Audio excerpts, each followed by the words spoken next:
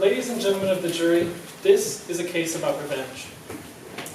When the defendant, Mr. Jones, had a simple mix-up at the bar, the defendant could not let it go. He had never liked Mr. Jones, and when he came back to the bar the next week, he came with a gun. After some more drinking and some more arguing with Mr. Jones, the defendant went outside and waited for him to come out. He then shot and killed Mr. Jones, getting the revenge that he wanted.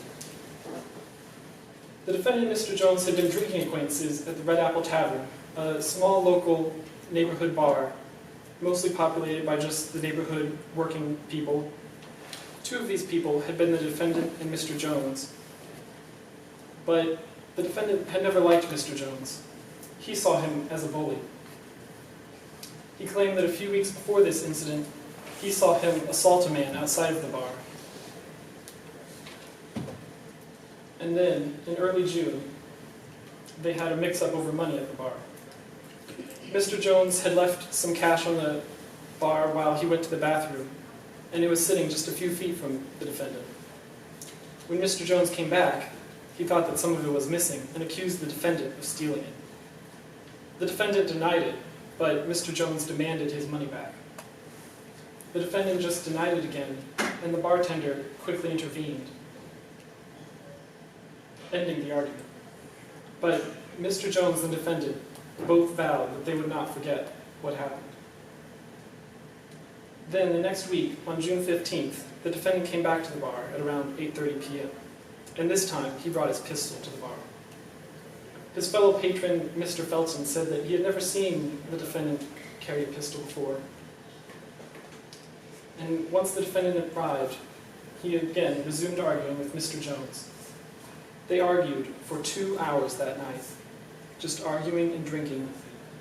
He said that Mr. Jones kept demanding his money back and requesting to go outside and fight.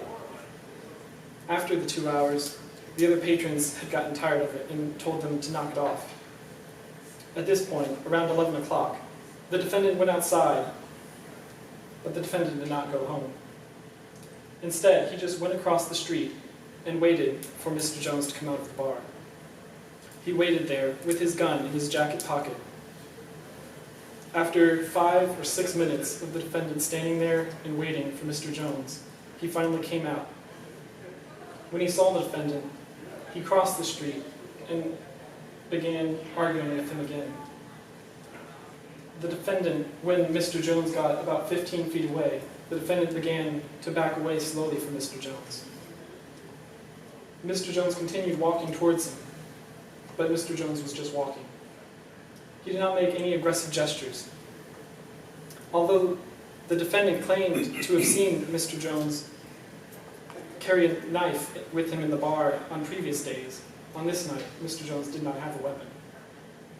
And yet, when Mr. Jones got 10 feet away from the defendant then drew his pistol. He aimed it at Mr. Jones, and he pulled the trigger. The defendant shot and killed Mr. Jones. After shooting him, he then dropped the gun and he ran. The people in the bar heard the shot and came out to see what had happened. Upon realizing that the defendant shot Mr. Jones, they chased him down and captured him and brought him back to the scene of the crime. They then called the police, who came and arrested the defendant for the murder of Mr. Jones. The police searched the area and found a .38 caliber gun with one spent bullet, the one bullet that had entered Mr. Jones' heart and killed him. They did not find any other weapons on or near Mr. Jones' body.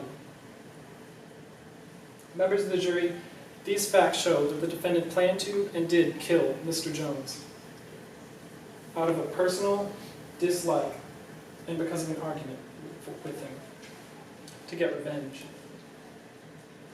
Though Mr. Jones was certainly not perfect by any means, he did not deserve to die. The defendant did not have the right to kill him. Everyone has a right to live and to not be murdered.